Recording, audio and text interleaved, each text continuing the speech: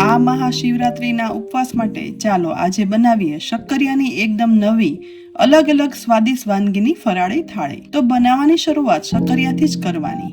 અહીં મેં મોટા 4 થી 5 નંગ શક્કરિયા પાણીથી સાફ કરી ચોખ્ખા કરી અને લીધા છે। ગેસની મીડિયમ ફ્લેમ પર કુકરમાં તળિયે પાણી અને સ્ટેન્ડ ગોઠવી ઉપરથી સ્ટીમર ગોઠવી અને તેમાં આ બધા શક્કરિયા ગોઠવી દેવાના છે, જેથી સ્ટીમરમાં બફાય ને તો શક્કરિયાની મીઠાશ છે ને તે જળવાઈ રહે। કુકરનું ઢાંકણ ઢાંકી સીટી લગાવી 3 સીટી કરવાની છે।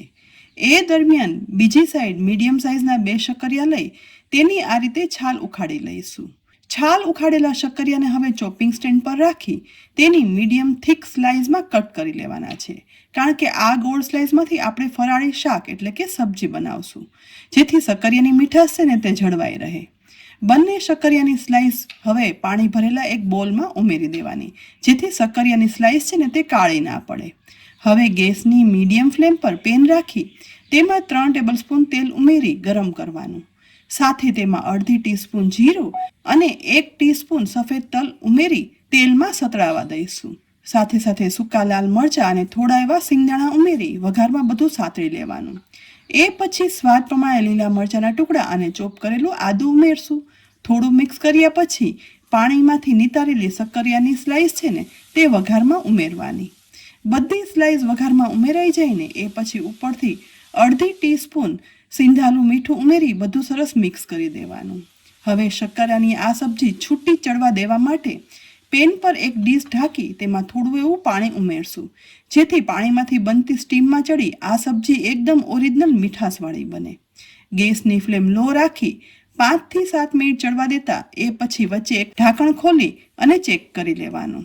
વધારે 2 મિનિટ ચડવા દેતા ટોટલ 8 થી 9 મિનિટમાં શક્કરિયાની સ્લાઇસ છે ને તે ચડી અને સોફ્ટ થઈ ગઈ છે અને આખી પણ રહી છે।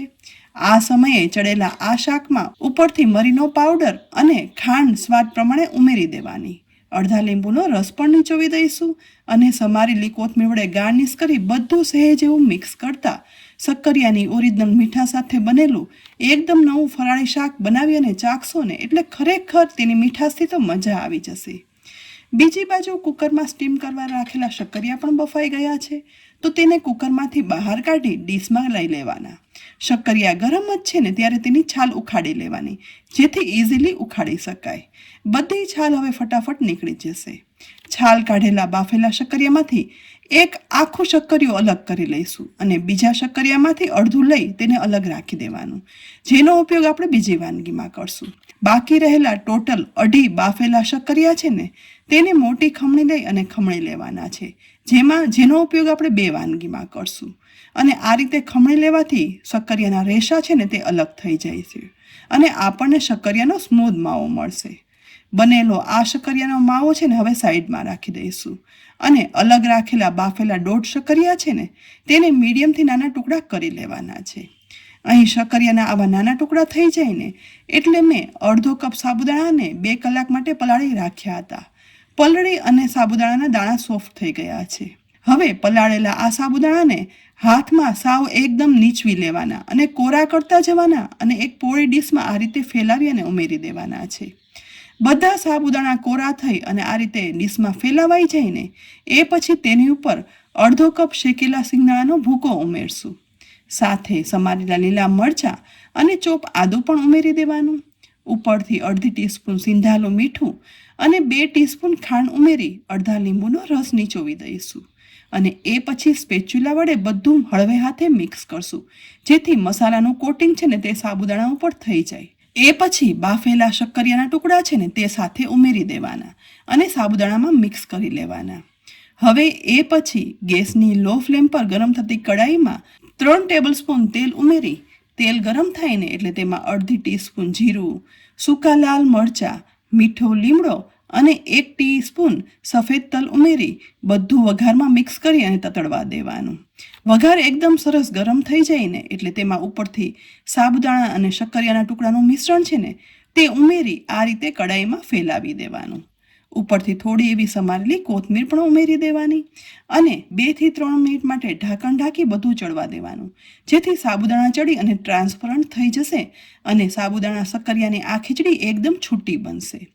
3 મિનિટ પછી ઢાંકણ ખોલી અહીં સેમી ટ્રાન્સપરન્ટ થયેલા સાબુદાણા સાથે ખીચડીને સ્પેચ્યુલા વડે હળવે હાથે મિક્સ કરતા વધારે અડધી મિનિટમાં સાબુદાણા જુઓ એકદમ ટ્રાન્સપરન્ટ થઈ એકદમ છૂટી સાબુદાણા અને શક્કરિયાની ફરાળી ખીચડી બની અને તૈયાર થઈ ગઈ છે. તો તેને ગેસ પરથી ઉતારી સમારેલી કોથમીર વડે ગાર્નિશ કરી દઈશું.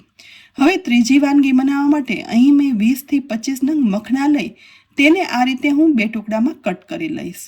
ટુકડા કરેલા મખના છે ને તેને ગેસની લો ફ્લેમ પર જાડા તળિયાવાળી કડાઈમાં ઉમેરી દઈશ અને મિક્સ કરતા જઈ અને ક્રિસ્પી થઈને ત્યાં સુધી શેકવાની છે. કેલ્શિયમથી ભરપૂર મખનાનો ઉપયોગ હવે આપણે ઉપવાસમાં છૂટથી કરીએ છીએ. તો આજે શક્કરિયા સાથે આ મખનાનો ઉપયોગ કરી ફરાળી મીઠી વાનગી બનાવશું. અહીં મખના હાથથી ભૂકો થઈ જાય ને તેવા ક્રિસ્પી થઈ ગયા છે એટલે તેને એક ડીશમાં કાઢી લઈ ફરીથી એ કડાઈની અંદર ગેસની ફ્લેમ લો રાખી 1 ટીસ્પૂન ઘી ઉમેરી દઈશું. સાથે બાફેલા શક્કરિયાનો માવો હતો ને તેમાંથી અડધો માવો ઘીમાં ઉમેરી મિક્સ કરી અને શેકવાનો છે. 1 મિનિટ શેકાતા શક્કરિયાના માવો શેકાવાની સુગંધ સાથે તે એકદમ સરસ લચકા જેવો બંધાઈ જાય ને એટલે તેમાં શેકેલા મખનાના ટુકડા પણ ઉમેરી દેવાના અને મિક્સ કરી દઈશું. સાથે સાથે અડધો લીટર દૂધ ઉમેરવાનું છે. ધીમે ધીમે કરી બધું દૂધ ઉમેર્યા પછી આ રીતે સ્પેચ્યુલા વડે મિક્સ કરવાનું. ગેસની ફ્લેમ મીડિયમ હોય ને તો હાઈ થોડી વાર માટે કરી નાખશું જેથી ઉમેરેલા શક્કરિયાનો માવો છે ને તેના લમ્સ ના પડે અને દૂધમાં સરસ મિક્સ થઈ જ એકદમ ક્રીમી ખીર બની અને તૈયાર થાય. 2 જ મિનિટમાં બધું મિક્સ થઈ જતા અહીં ઉકળતી ખીરમાં હવે 2 ટીસ્પૂન જેટલી ખાંડ ઉમેરશું અને અડધી ટીસ્પૂન એલચી પાવડર ઉમેરી અને મિક્સ કરી દેવાનું.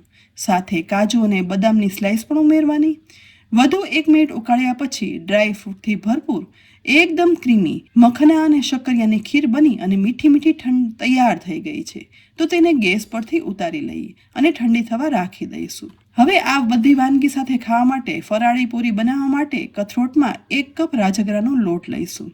તેમાં 3 ટેબલસ્પૂન જેટલો બાફેલા શક્કરિયાનો માવો અલગ રાખ્યો હતો ને તે ઉમેરી દેવાનો જેથી રાજગરાની પૂરી છે ને તે તેલ ભરાયા વગરની ફરસી સોફ્ટ બને. સાથે સ્વાદ પ્રમાણે સિંધાલું મીઠું ઉમેરી મરી પાવડર પણ ઉમેરી દઈશું. અડધી ટીસ્પૂન તેલ ઉમેરવાનું અને હાથ વડે બધું મિક્સ કરી દેવાનું જેથી શક્કરિયાનો માવો છે ને તે લોટમાં ભળી જાય. એ પછી જોઈએ ને એ પ્રમાણે પાણી ઉમેરી એકદમ કઠણ પૂરી માટેનો લોટ બાંધી લેવાનો. કઠણ બંધાયેલા આ લોટને કૂણામાં ના રાખતા તુરંત જ પાટલી પર લઈ રોલ બનાવી લેવાનો અને એ પછી જે સાઈઝની પૂરી બનાવી હોય ને એવડા લુવા ચપ્પુ વડે કટ કરી લેવાના. 1 લુવાને હાથમાં લઈ અને ગોળ વાળી પાટલી પર લુવાની કિનારી વાળી અને કોરા રાજગરાના લોટથી પૂરી છે ને તે વણી લેવાની. અહીં આ લોટ કઠણ બાંધ્યો છે ને એટલે ઇઝીલી ચીપક્યા વગર પૂરી છે ને તે વણાઈ જશે. બસ આ રીતે વણાયેલી પૂરીને સાઈડમાં રાખી બીજી 2-3 પૂરી વણી લીધા પછી ગેસની મીડિયમ ટુ હાઈ ફ્લેમ પર ગરમ થયેલા તેલની અંદર આ પૂરી ઉમેરી નોર્મલ પૂરીની જેમ જ સાઈડ ચેન્જ કરતા જઈ અને તળી લેવાની.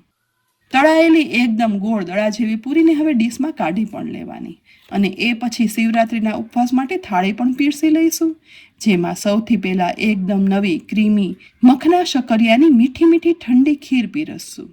સાથે જ શક્કરિયાની ઓરિજિનલ મીઠાશ સાથે બનેલું શિંગદાણા અને શક્કરિયાનું શાક પણ પીરસી લેવાનું જે ખરેખર ખાવાની મજા આવશે. હવે એકદમ છૂટી સાબુદાણા શક્કરિયાની ખીચડી પણ પીરસશું જે એકદમ અલગ જ છતાં પણ ટેસ્ટી વાનગી છે જેથી નોર્મલ તમે સાબુદાણા અને બટેટાની ખીચડી ખાતા હશો ને તેનાથી એકદમ અલગ છતાં પણ સરસ અનુભવ થશે. સૌથી છેલ્લે રાજગરાની ગરમા ગરમ ફૂલેલી દડા જેવી પૂરી હોય અને તળેલા મિલેલા મરચાં હોય એટલે આ બધી જ શક્કરિયાની નવી વાનગી સાથે આવતીકાલે આ શિવરાત્રિની થાળી બનાવશો ને એટલે દર વખત કરતાં થોડો અલગ અનુભવ અને સ્વાદિષ્ટ આ થાળી ઘરમાં બધાને ભાવશે જ અને ખાવાની પણ મજા આવી જશે.